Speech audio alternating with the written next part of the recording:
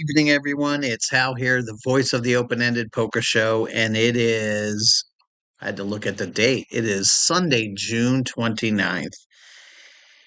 Whew. Yeah, yeah, if I look tired, it's because I am. So this is the last day of WSOP for me, or I should say I'm already done. It's about 10:30 in the evening. Got to fly back in the morning and get back to reality, get back to work. But I do have a lot to talk about. I'm going to try to keep it relative and try to keep it under 5 minutes so you don't get too bored and can stay with me. But man, what a WSOP grind this was this year. Just again, there's nothing like the WSOP. I get emotional. I've lived this for 15 plus years now.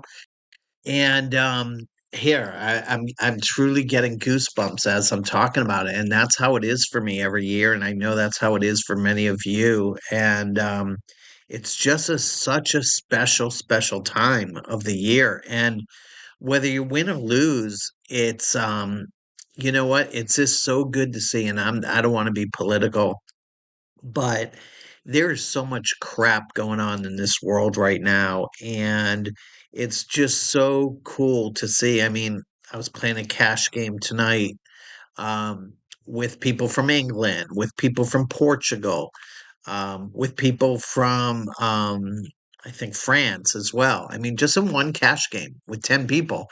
So, there's when you come out here for WSOP, we're all here for the same purpose, and it's the love of the game, love of the sport, and color, religion, political beliefs, all that stuff is out the window for the 6 weeks of WSOP. And it's so evident, just little things, that I just want to talk about that you don't see in normal America, let's say, or the normal world. That's what makes WSOP so special. So, other day I'm coming up to I'm at Horseshoe, and you have to put your ticket in to pay for your parking. I fortunately get free parking because of my whatever status with Caesars, but I was having trouble with the ticket, and this random guy, another poker player, says, "Hey, don't pay. I have a diamond card. Let me use my diamond card for you so you don't have to pay." And he just randomly was walking by, saw me going into the machine. And, I told him, fortunately, I have a diamond too, and I don't have to pay. But where does that happen outside of WSOP? Just little giving, things like that. The shit doesn't happen outside the WSOP. There was one year I was going into a restaurant by myself, and it was completely full, but it was full of poker players, and a random person's like, "Dude, don't wait in line. You can sit at table with me." And again, that doesn't happen outside of WSOP. I'm sorry, it just doesn't. So it is a special time of the year. It's sad for me that it's over, but on the same token, it's been a tough summer for me, just emotionally and physically. So now that the series is over, I wasn't ready for it this year, and it's kind of a wake up call for me. You know, people that don't play don't understand the stamina and the mental stamina that it takes and the toll on your body. And quite frankly, I'm beat up. I am tired. I am sore, and I'm beat up. I am getting old. It is more and more I'm starting to see it's a game for the younger men and women. I shouldn't say that. It's a game for everyone. We all know that. I guess to play at the intensity and the hours that I've always done for the last 15 years, those days I think are coming to an end. I'm going to have a better plan next year. And so this is, we talk about having a plan. Um, I was so busy with work this year, which is a great thing, but I came out here without a true plan. Whereas every year prior, I always had like I wrote down a schedule of what events, what tournaments I'm playing and where every single day. And this year I kind of winged it. And I think that hurt me a little bit because for a few reasons. Number one, I realized I was missing some other events that I didn't think about entering because I was bouncing around to other events. I probably played in the last 3 weeks, 4 weeks. Well, no, 3 weeks, whatever it is, almost 4 weeks. On and on, going back and forth to California to here, to Vegas to play and work at the same time. I've probably played in excess of, I got to do a tally, in excess of 15 tournaments. Some as many as three a day on the weekends. If I bust out, re enter, or go to another tournament. Um, just very scattered this year, whereas I didn't have a true plan. Normally, I don't do that. Normally, I'm a lot more organized and a lot more pre-planning. It's what it comes down to. Work your, I tell my salespeople, plan your work and work your plan.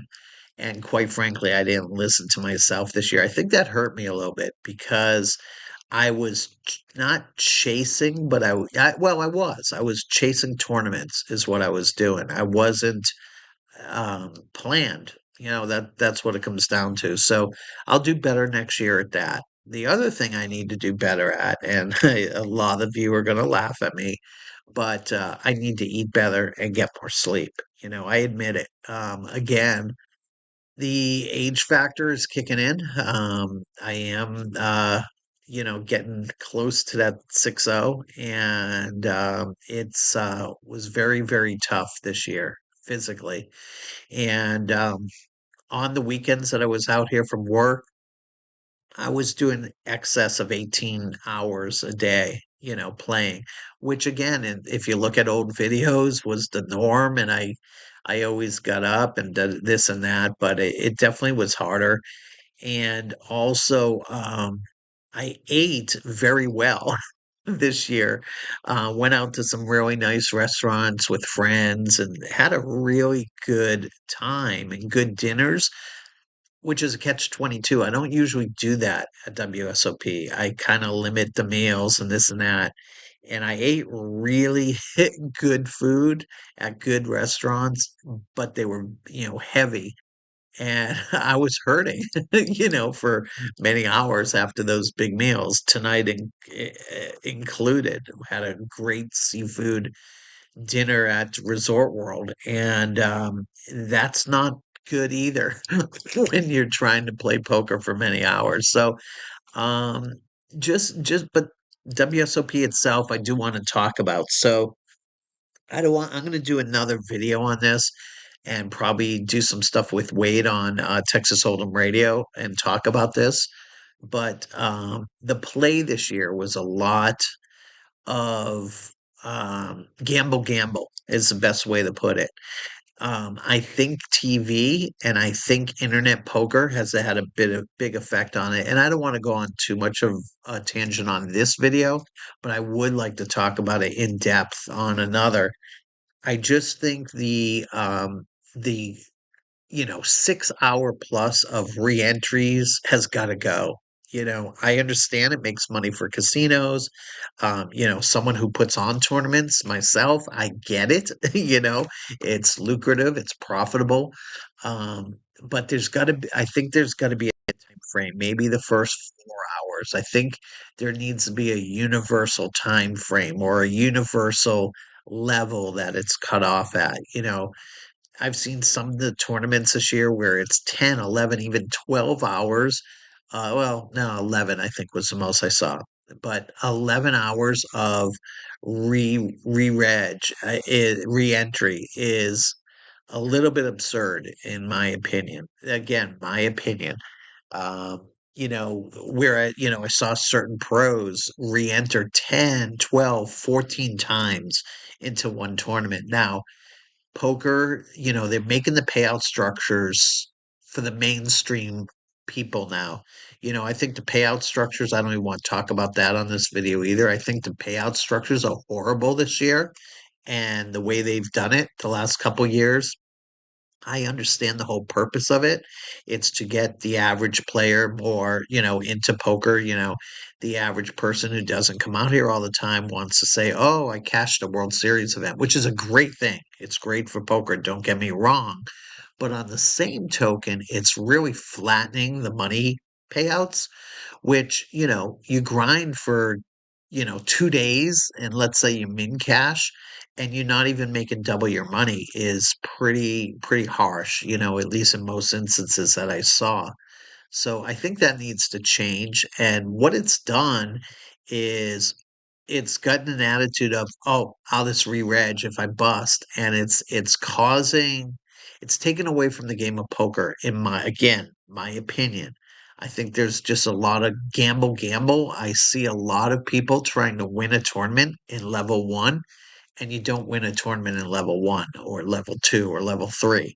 I think the play has gotten a little crazy in those first levels, which makes me um going forward, I'm gonna late reg most of my tournaments. And a good friend of mine, a poker pro friend of mine, she is um, someone who taught me that. And she has a new book, which I'm going to plug as well on another video.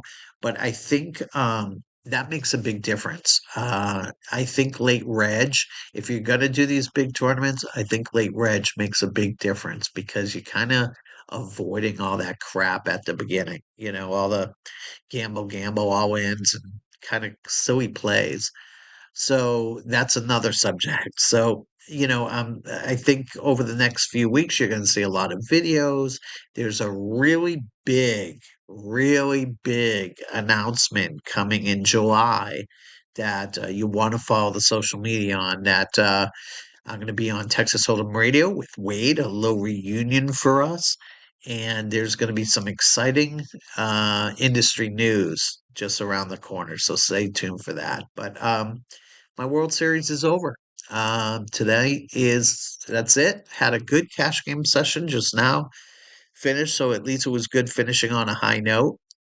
But I am truly hurting. So that's it for now. Look forward to the radio show with Wade coming up. Like I said, again, follow social media. You'll see a lot of posts for that. It's going to be really exciting stuff coming up. So that is it, folks. WSOP 2025 is over for me. Actually, let me rephrase that. There is a slight chance. I'm in a drawing for the main event. So Joy is too. So we'll see if that comes to fruition. If I can win a seat to the main event, then it's really game on. Then it's then I'm really gonna wow. I don't even want to think about it unless it happens. So um we'll see. But other than that, that's it for WSOP 2025 for me. And stay tuned for more subject talks. We'll talk about tournaments. We're going to talk about the payouts. We're going to talk about the structures. We're going to talk about re-entries on some further videos. But that's it for now. We will talk to you later.